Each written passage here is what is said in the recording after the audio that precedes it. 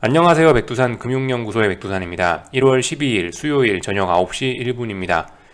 아침에 했던 이야기를 조금만 좀 복습을 하겠습니다. 일단은 지금 시장이 긴축에 대한 기대감이나 이런 것들이 좀 눈높이가 높아져 있는 상황이었죠. 그러니까 이제 어젯밤에 파월 의장이 그걸 립 서비스로 조금 꺾어줬다라고 생각해요. 조금 그 기대치를 꺾어줬다라고 생각합니다. 어젯밤 전까지만 해도, 어젯밤 이전까지만 해도 시장의 기대치는 당장 뭐 4월, 5월부터 뭐 테이퍼링을 할 것처럼, QT를 할 것처럼 이렇게 생각을 했었는데, 이거는 아니다라고 어제 파월 의장이 못 박으면서 어떤 시장의 긴축에 대한 기대치 이런 걸 좀 낮춰놨죠. 이거 때문에 지금 이제 시장이 뭐 긴축 우려가 좀 완화됐다라고 이야기를 하는 건데, 여기 지면서 잘 생각을 해보셔야 되는 건 이게 결코 비둘기적이다 그건 아니라는 거. 지금 이게 완화적이고 녹록한 상황은 아니라는 거죠. 어쨌든 이건 매파적인 겁니다. 이건 올해 기준금리 인상은 여전히 3에서 4회 미국 기준으로 이 정도가 예정이 되어 있고, 그리고 누가 뭐라고 해도 QT 분명히 올해 합니다. 지금 어젯밤에 파월 의장이 올해 하반기에 한다라고 이야기했지, 또 발등에 불 떨어지면 이 일정도 확 당겨질 수 있는 거예요. 이건 어젯밤에 이제 생각일 뿐입니다. 어젯밤에는 이렇게 파월 의장의 생각을 했다는 거죠. 이거 얼마든지 더 앞으로 당겨질 수 있다라는 생각을 하긴 해야 돼요. 다만 단기적인 측면에서 신기하게도 올해 2022년 딱 들어서자마자부터 시장 참가자들이 긴축에 대한 어떤 인플레에 대한 기대치가 굉장히 좀 높았었다라는 거, 지금 이제 이거에 대한 쉬어가기 과정이 좀 진행 중이라는 생각을 하고 있습니다. 지금의 흐름은요. 뭘 보고 이런 이야기를 드리냐? 예를 들면 10년물 국채금리. 10년물 국채금리가 22년 땡 하자마자부터 급등해가지고 1.75를 넘어섰잖아요. 이런 거. 시장의 기대치가 너무 높았단 말입니다. 올해 땡 하자마자요. 그래서 주식시장도 좀 지나치게 좀 급하게 빠진 점이 있고, 빠진 감이 좀 있죠. 일봉 차원에서 봤을 때요. 네, 그런 측면이 좀 없지는 않습니다. 그래서 제가 생각하는 건 요거예요. 10년물 국채금리는 앞으로 더 오르긴 오를 것 같은데, 오르는 와중에 이 첫 번째 상승했던 이 피로감이 있으니까 이런 쉬어가기 과정이 반드시 필요하다라는 겁니다. 그래서 지금 이런 쉬어가기 과정이 진행 중이다라고 보고 있어요. 주식시장 같은 경우 일봉상 조금 과다하게 빠졌다라는 이야기를 하긴 했는데, 일단 뭐 더 빠지더라도 일단 이 반등이 필요하긴 필요하다라는 겁니다. 일단 그리고 지금 현재 전 세계 주식시장 같은 경우는 최소한 대부분 다 단기 하락 추세, 미국 S&P 지수를 제외하고는 대부분 다 어떤 단기 하락 추세라는 이야기 정도는 할 수 있는 자리에 와 있기 때문에, 일단은 일단은 그 하락 중 쉬어가기가 진행 중이다라고 해석하는 게 일단 오를 거예요. 뭐 오늘의 상승을 보고 야 이제 뭐 앞으로 뭐 계속 오른다, 이제 긴축 우려는 완전히 졸업했다, 이것도 무리한 생각이라는 거죠. 어쨌든 지금 시장은 단기 하락 추세가 뭐 진행 중에 와 있다. 나스닥 같은 친구는 심지어 쌍고점을 완성을 해놓은 상태다. 이런 점들을 좀 기억을 하셔야 되겠습니다. 하여튼 그래서 1월 11일이죠. 어제가 1월 11일까지 전 세계 금융시장이 너무 새해 기운을 받아갖고 급하게 움직였던 측면에 대한 어떤 쉬어가기 이런 것들이 지금 진행 중이라고 저는 보고 있습니다. 그래서 오늘의 움직임들을 보면서 저는 뭔 생각이 드냐, 잘 쉬었다라는 생각이 좀 듭니다. 미국이 어젯밤에 이제 올해 들어서 의미 있는 첫 반등을 하긴 했고요. 의미 있는 첫 반등을 하니까 전 세계도 지금 다 같이 신나게 의미 있는 좀 반등을 하긴 했는데, 글쎄요, 일단 아직까지 말씀드렸다시피 반등이죠, 반등. 하락 중에 좀 의미 있는 반등을 하긴 했습니다. 좀 차트에 자국이 남는 의미 있는 반등을 했다고요. 여기서 이제 상승 추세로 전환이 돼서 또 신나게 또 신세계로 나갈지 어쩔지는 좀 더 지켜봐야 될 문제인데, 어쨌든 일단 첫 번째 반등이 나왔다라는 거. 근데 지금 이제 현재 상황에서 드릴 수 있는 이야기는 쉬어가기, 힘 충전이 되고 있는 그런 과정이다라고 보고 있다라는 거죠. 그냥 저만의 생각이 아니고 실제적으로 그렇다라는 거예요. 실제적으로 단기 하락 추세 중에 와 있는데, 전 세계 주식시장이 대부분 단기 하락 추세 중인데 첫 번째 장대 양봉 튀어나왔으니까 이제 무조건 하락 추세, 무조건 하락 추세 그 졸업입니까? 이거 아니죠. 이렇게 보기 어렵죠. 그러니까 아직까지는 일단 하락 중 반등이다, 이렇게 보시면 되겠습니다. 이런 이야기를 좀 했고요. 그래서 다 같이 올랐다. 다 같이 올랐다. 반등은 좀 더 지속될 수도 있을 것 같다라는 생각을 하면서 일단 지켜는 보고 있어요. 그래서 오늘 밤에도 이벤트 발표가 뭐 있는데, 경제지표 발표가 있는데, CPI, 그죠? CPI가 발표가 됩니다. 물가지표죠. 물가지표 발표가 되는데, 어떻게 될지 좀 지켜봐야 될 것 같습니다. 이 부분이 좀 시장에 좀 영향을 미치겠죠. 여기서 만약에 물가지표들이 또 서프라이즈하게 나와버린다면, 미국 주식시장은 또 이제 반등을 금방 끝낼 수도 있을 거고, 여기서 만약에 이제 CPI가 좀 누그러져서 인플레 우려가 좀 사라진다면 주식시장은 더 반등할 수도 있겠죠. 좀 더 반등을 지속할 수도 있겠죠. 근데 아무튼 오늘 낮에도 중국 물가지표가 발표가 됐거든요. CPI, PPI가 발표가 됐는데 보시면 예상치 아래로 나왔어요. 예상치 아래. 예상치가 11%였는데 예상치가 11이었는데 10% 나왔고 1.7이었는데 1.5 나왔습니다. 예상치에 비해서 다들 낮게 나왔어요. 그리고 전월비에 비해서도 상당히 낮게 나온 측면이 있습니다. 인플레 우려가 약간 완화됐죠. 물론 이게 추세적으로 완화가 됐을지 어쩔지는 아직 모르겠지만 일단은 지표가 완화됐어요. 그래서 어젯밤에 파월 의장 연설이 긴축 우려를 좀 완화시킨 거에 더해서 이 중국의 물가지표 발표도 오늘을 긴축 우려를 완화시키고 아시아장의 상승을 이끄는데 굉장히 큰 도움을 줬다라고 보고 있습니다. 아무튼 오늘 낮에 이 중국 물가지표를 보면서 또 그리고 오늘 어젯밤에 파월 의장의 연설을 보면서 제가 느낀 점은 이거예요. 지금 확실히 연초 들어서 시장의 어떤 긴축이나 인플레에 대한 기대치가 좀 굉장히 좀 높게 올라와 있다. 뭐 기대치라고 표현을 하는 게 맞나? 우려라고 표현하는 게 맞나? 어쨌든 단어 선택은 제가 잘은 못하겠는데 어쨌든 대략적으로 전달하고자 하는 의미를 이해를 하시겠죠. 시장이 어떤 인플레나 뭐 이런 긴축에 관한 기대감이 좀 굉장히 좀 높아져 있다라는 생각이 들긴 합니다. 그렇다면 얘도 아마 제 생각에는 그런 영향을 받을 것 같다라는 조심스러운 그런 예측을 한번 해보게 됩니다. 얘도 왠지 예상치보다 조금 숫자들이 좀 낮게 나와서 주식시장의 반등이 조금 더 이어지지 않을까라는 생각을 해보고 있다라는 거죠. 예. 오늘 중국 지표 보니까 그렇더라고요. 중국 지표 보니까 전월 비 또 그리고 예상치에 비해 생각보다 많이 낮아졌죠. 그죠? 보니까 생각보다 이거 시장의 예상치가 긴축에 대한 우려가 심했구나라는 생각이 좀 문득 들더라고요. 어쨌든 뭐 그냥 저의 그냥 막연한 그냥 추측입니다. 이 추측이 맞다면 코어 CPI는 좀 이제 쇼크하게 나올 거고, 쇼크하게 나온다는 얘기가 뭐예요? 인플레 우려가 좀 떨어진다라는 거겠죠. 이 예상치들에 비해서 좀 낮게 나온다라는 얘기고, 만약 얘네가 낮게 나오면 주식시장은 조금 더 반등할 수도 있지 않을까라는 생각을 일단 말씀을 드려봤습니다. 어디까지나 그냥 뭐 저만의 그냥 가벼운 시나리오고요. 네, 뭐 하여튼 그렇다는 거, 길고 짧은 건 대봐야지 아는 겁니다.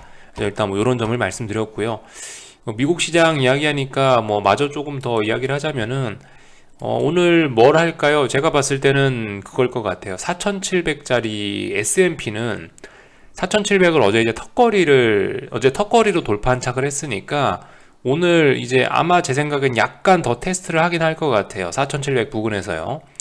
여기서 이제 잘 하면은 이제 4,700을 오늘 지지력을 한 번 더 보여주면서 다시 전고점까지 상승할 수 있는 그런 것이 열리는 거고요. 그런 가능성이 열리는 거고, 여기서 삐끗하면 다시 그냥 내려앉는 거죠. 그죠? 삐끗하면 다시 음봉 내려오면서 4,700이 저항으로 확인될 수도 있습니다.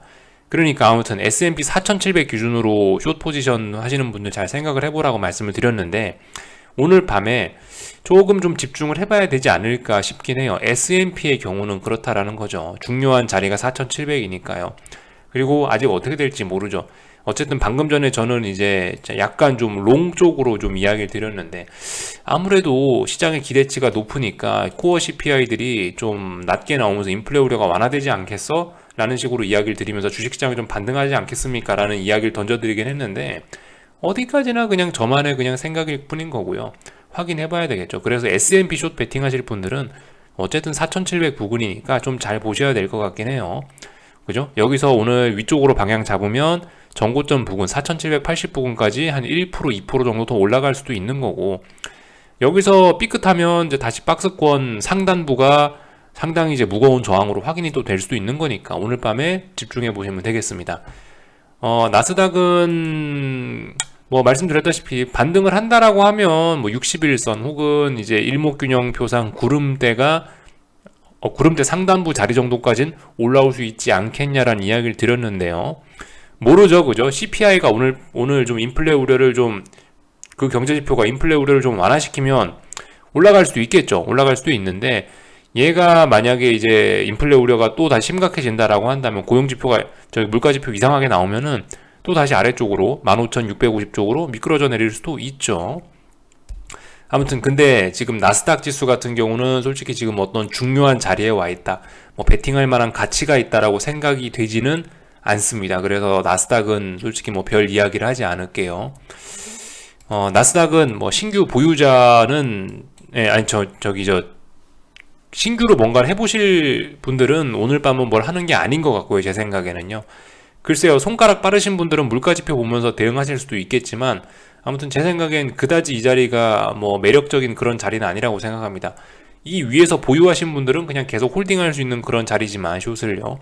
신규는 이런 자리에서 그냥 가만히 있는 게 제일 좋지 않을까라는 생각을 일단 해보고 있습니다. 이런 점들을 좀 말씀을 드렸고, 그 금리라든가 아무튼 잘 봐야 되겠죠. 이 금리가 아무튼 아이고 왜 한영키가 눌려 있나?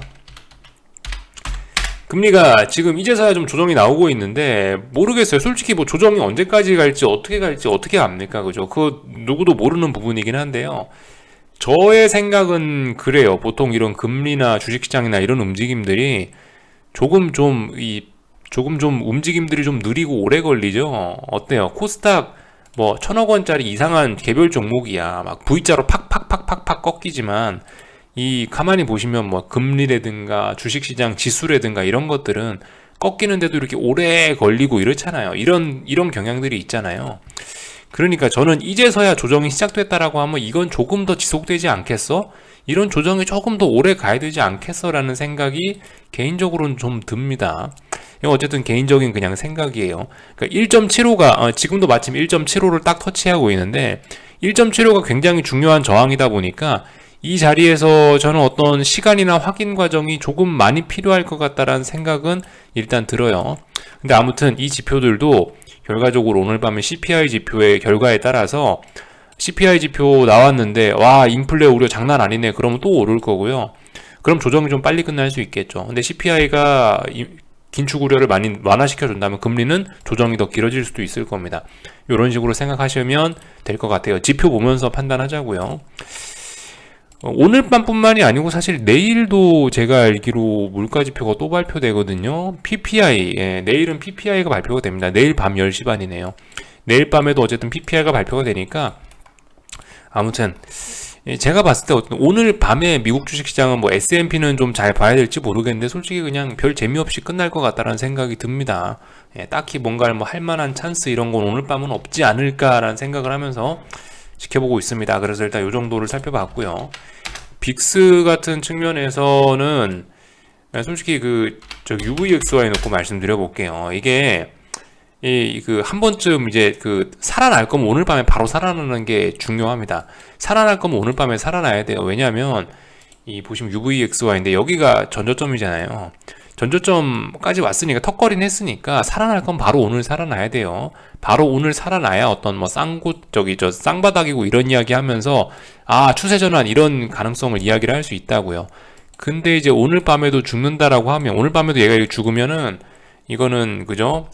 좀 아닌 것 같습니다. UVXY는요. 아무튼 이게 UVXY 같은 경우는 어쨌든 손절 이런 거를 좀 기준을 타이트하게 잡고 적용하실 필요가 있을 거예요. 솔직히 뭐 S&P 지수나 나스닥 지수나 뭐 지수 베팅이야. 손절 기준을 솔직히 좀 굉장히 좀 너그럽게 잡고 가도 투자 성향에 따라 괜찮다라고 생각은 하는데 근데 UVXY 이런 옵션, 이런 파생 상품 쪽은 이거는 조금 어쨌든 이거는 좀 손절을 좀 타이트하게 잡을 필요가 분명히 있습니다. 아무튼 오늘 밤에 중요하다고요. 그러니까 지금 이런 이야기를 하는 게 오늘 밤에 손절하라 이런 이야기를 드리는 게 아니고 일반적으로 그냥 제가 드릴 수 있는 이야기 드리는 거고요. 아무튼 오늘 밤에 UVXY 같은 경우는 중요한 자리에 와 있어요. 살아날 거면 오늘 밤에 빨리 살리는 게 좋아요. 오늘 밤에 빨리 살리면 어떻게 되겠습니까? 4,700이 다시 저항으로 확인되면서 박스권 상단이 저항이 두꺼워지겠죠. 이런 점들. 그리고 오늘 빅스가 살아난다면 아마 나스닥도 다시 15,650 부근으로 내려오겠죠. 이런 점들 생각해 보실 필요가 있겠습니다. 하여튼 뭐 오늘 밤도 좀 물가지표 관련해서 좀 잘 보시면 좋을 것 같아요. 하여튼 미국 주식시장은 이렇게 좀 할 말이 많네요. 그죠? 근데 이제 아시아장, 이제 한국장 이야기를 할 건데, 한국장은 별로 아시다시피 딱히 뭐 드릴 이야기가 없는 그런 상황입니다. 한국장 넘어가기 전에 참 뉴스 하나 참 더 좀 말씀을 좀 드려볼까 하는데, 과창반 뭔지 아세요? 혹시 그 중국의 커창반이라고 하죠. 중국에선 뭐 옛날에 뭐 커창반 이렇게 또 표현을 했는데 이제 과창반으로 표현하기로 했나 봐요. 이 과창반이라고 해갖고 제가 알기로 그 작년인가 재작년인가 코로나 끝나고 나서쯤부터 아마 뭐 미국의 FANG 뭐 미국의 뭐 나스닥을 따라해갖고 우리 중국도 뭐 이런 빅테크 기업 이런 뭐 과학기술을 육성해야 된다면서 뭐 커창반, 과창반 이런 표현을 하면서 이런 뭐 나스닥과 성격이 비스무리한 그런 지수를 하나 만들었거든요.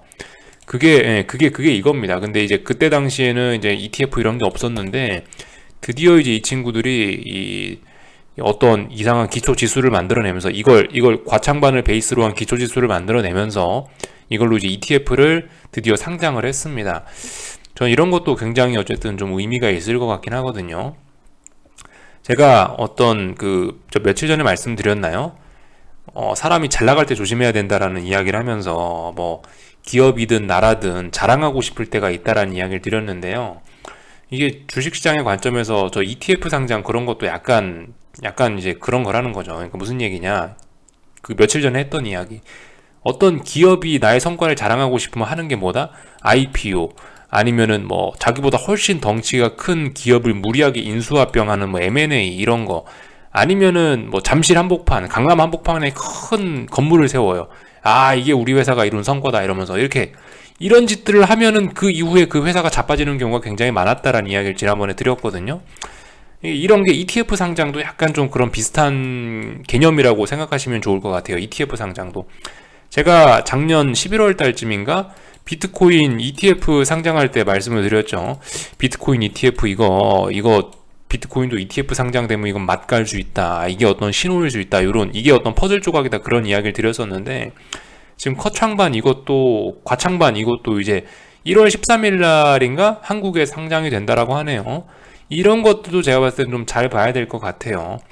여러분들 이런 ETF 상장이 이런 특히 잘 나가던 특히 정배열로 잘 나가고 있는 자산들이 이런 상황에서 딱 ETF가 상장이 되면은 이거 뭐예요 이게 그러니까 결과적으로 그 여기서부터 이제 그러니까 우리들 물량 받아달라는 거예요. ETF를 상장시킴으로 인해서 더 많은 개인 투자자들의 돈을 여기다 이런 고점 상황에서 유입을 시키면서 우리 앞으로 내다 팔 건데 니네 개인들이 물량 좀 받아줘. 그러니까 우리가 ETF 상장시킬게. 약간 이런 느낌이 없지는 않은 것 같아요. 이런 느낌으로 보면 맞는 경우가 좀 되게 많긴 했었거든요.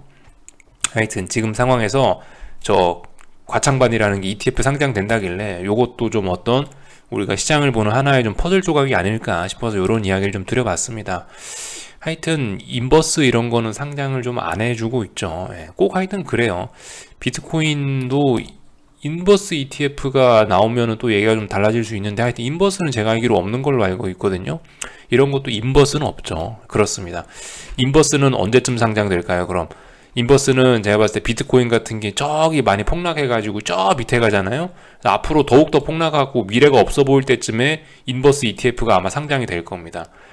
과창반 저것도 마찬가지겠죠. 과창반 그런 것도 저 하도 많이 폭락해갖고 이제 더 이상 중국에 미래가 없어라고 할 때 이런 자리에서 아마 과창반 뭐 인버스 ETF 뭐 이런 게 아마 상장되지 않을까 이런 생각을 좀 해보고 있습니다.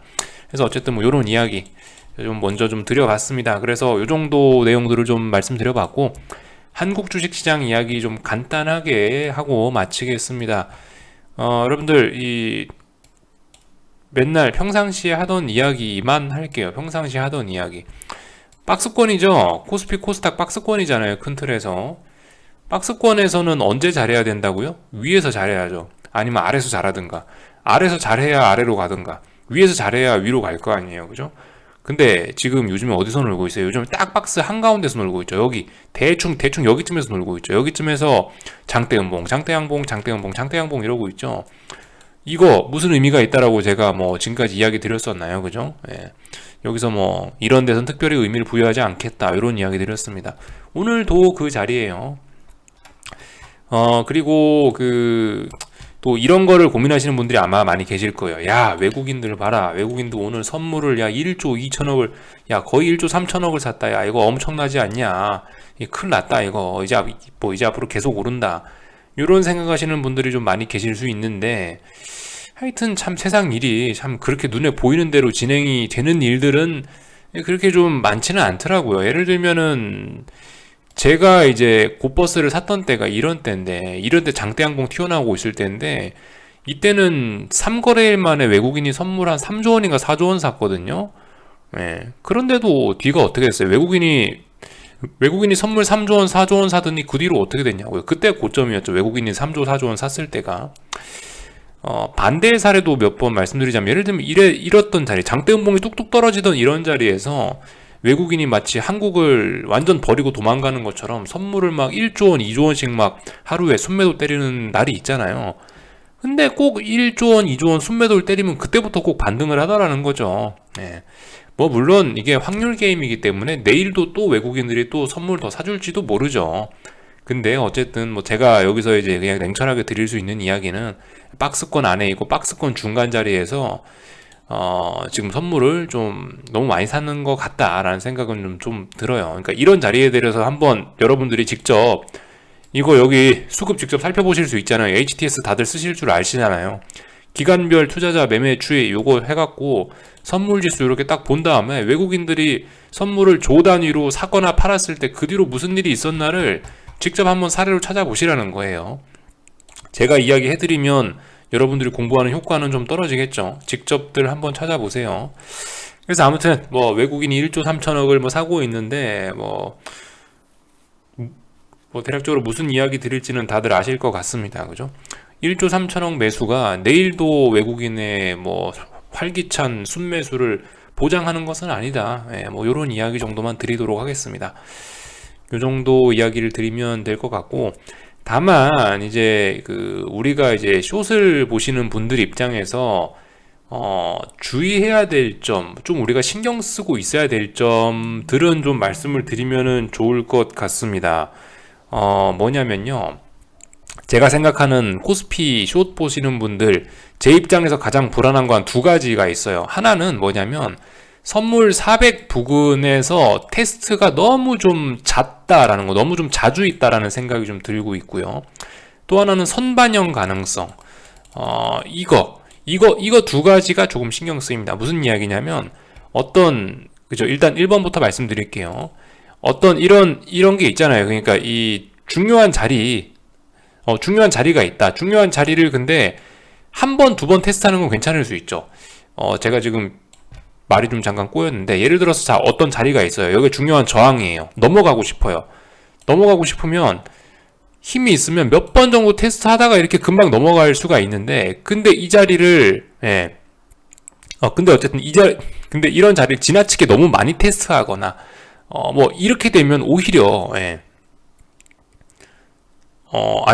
좀 말이 순간적으로 좀 꼬이긴 했는데요. 어쨌든 너무 자주 테스트하면 너무 자주 테스트하면 넘어갈 수도 있다라는 거. 지금 제가 좀 전에 했던 이야기는 좀 잊으시고요. 바로 그냥 이거 보면서 이야기할게요. 선물 400이라는 자리가 있죠. 너무 자주 좀 많이 올라오는 경향이 있긴 있습니다. 속담에 이런 거 있죠. 방구가 잦으면 어떻게 된다고 하죠. 약간 그런 거에 대한 우려는 약간 있어요. 그런 거에 대한 우려는 약간 있다. 너무 자주 터치하면 어떻게 된다라는 건 있습니다. 예를 들면 여기 400에 대한 지지력 테스트 할 때도 그랬어요. 가만 보세요. 하나, 둘, 셋, 넷, 5번 정도 지지력 테스트하고 5번 정도 테스트하니까 결과적으로 아래로 붕괴됐죠. 지금 이번 같은 경우는 한 5번 정도 위쪽으로 테스트를 하고 있습니다. 그러니까 어쨌든 방구가 잦다라는 표현은 쓸 수 있는 그런 상황이에요. 그렇게 되면 어쨌든 충분히 넘어갈 수도 있다. 그럴 수도 있겠다. 요게 약간 걱정되는 점 하나. 근데 어쨌든 지금 이거는 약간 기우입니다. 기우. 넘어갈지 안 넘어갈지 모르잖아요. 또 그리고 말씀드렸다시피 어떤 긴축이라든가 이런 재료가 있기 때문에 지금 코스피는 상방이 제한적일 것이다. 또 그 외에 각종 시장의 어떤 기술적인 그런 측면들이 있잖아요. 예를 들면 뭐가 있어요. 저기 신규 IPO가 많다. 공매도가 어쩌고 저쩌고. 삼성전자가 저항이 누적되고 이런 것들이 있죠. 그런 것들을 생각해보면 상방은 제한적일 것이다라는 생각을 갖고, 이건 어쨌든 기우에 불과한 이건 일단 아직까지는 기우에 불과한 거죠. 아직 400 부근에도 안 왔고, 그러니까 어쨌든 이런 점이 좀 걱정이 되는 거고, 또 하나는 선반영, 그죠? 선반영은 뭐겠어요? 지금 우리가 미국의 어떤 기준금리 인상, 긴축 우려 이런 것 때문에 코스피가 자빠지고 있는 건데, 이런 금리 인상 우려가 선반영 되진 않았을까? 왜냐하면 코스피는 작년 6월부터 이미 오랫동안 빠졌으니까요. 근데 솔직히 이거는 저는 좀 이건 아니라고 생각해요. 이건 논리적으로 맞지 않다라고 생각합니다. 말씀드렸다시피 긴축 속도가 자꾸자꾸 빨라지고 있는데 계속 시속 100km로 달려야 이 100km에 적응을 해서 시장이 어떤 그 내성을 가질 수가 있는 거지. 지금은 뭐 며칠 전에는 50km로 달리고 있다가 지금 80km로 달리고 있다, 100km로 달리고 있다가 자꾸 속도가 빨라지고 있는데 이게 뭐 선반영이 될 만한 그런 상황이 아니라고 봐요. 시장이 어떤 이런 내성을 가질 수 있을 만한 그런 조건은 아니라고 봅니다. 선반영은 아니라고 보고요. 하여튼 제 개인적인 생각을 말씀드렸는데 그렇다라는 거, 이 두 가지 조건들이 어쨌든 제 입장에선 가장 신경 쓰이는 점이긴 합니다. 그렇지만 어쨌든 아직까지 이 두 가지는 제 생각엔 다 일단 기우다, 기우. 예, 아직까지는 그냥 저의 막연한 걱정일 뿐이다라는 생각이 들어요. 그래서 뭐 요 정도 이야기를 일단 좀 드려봤고요. 코스닥 시장도 반등해야 될 자리에 적당히 반등하고 있네요. 아무튼 아직까지 이 반등이 뭐 완전히 끝났다라고 이야기할 수 없습니다. 조금 더 기다려 보셨다가 반등이 멈추는 그런 순간을 노리셔서 숏배팅 하시면 좋을 것 같고, 반등 시 매도 전략이 아직은 한국에선 정석입니다. 이런 이야기 드렸고요. 삼성전자, 하이닉스는 위쪽에 어딘가에서 쌍고점을 만들어낼 수도 있는 그런 모습을 좀 보이고 있네요. 지금까지 삼성전자, 하이닉스가 시장을 끌어올렸는데 오늘은 삼성전자, 하이닉스를 팔아먹고 외국인들이 다른 종목을 몽창 사줬네요. 오늘은 개인 투자자들 기분 정말 좋았을 것 같네요. 삼성전자, 하이닉스 두 종목 빼고 다른 종목들이 신나게 올랐으니까요. 726종목 상승했죠. 어제는 삼성전자, 하이닉스만 오르고 전 종목을 다 팔아먹더니 오늘은 삼성전자, 하이닉스 팔아먹고 전 종목을 다 사주고 있으니까 개인 투자자들 기분 좋겠네요. 그죠? 아무튼 근데 시장 지수라는 건 삼성전자, 하이닉스가 가야 갈 수 있는 거죠. 얘네가 못 가면 의미 없죠. 그래서 아무튼 이런 모습들이 나왔다. 일단 얘네가 추가로 더 저항을 확인하는지 이런 모습들 살펴보시면 될 것 같습니다. 아무튼 오늘 시장이 조금 과하게 오른 측면은 없지는 않습니다. 옵션 이런 걸 보면은 풋옵션들이 차월물 기준으로 한 반토막 정도 났고, 콜옵션들은 뭐 몇백 프로가 났으니까 만기주인 거 치고는 제법 시세가 강했다라는 생각은 듭니다. 박스권 아니었는데 제법 변동성이 좀 나오면서 강하게 올랐다, 힘 조절을 잘 못했다라는 생각은 듭니다. 여기까지 이야기 드리고요. 원달러 환율 같은 경우는 적당히 빠지다가 아래 꼬리 달았네요. 뭐 특별히 체크할 건 없을 것 같습니다. 여기까지 할게요. 궁금한 거를 리플 남겨주시고요. 내일 아침에 뵙도록 하겠습니다. 여기서 마치겠습니다.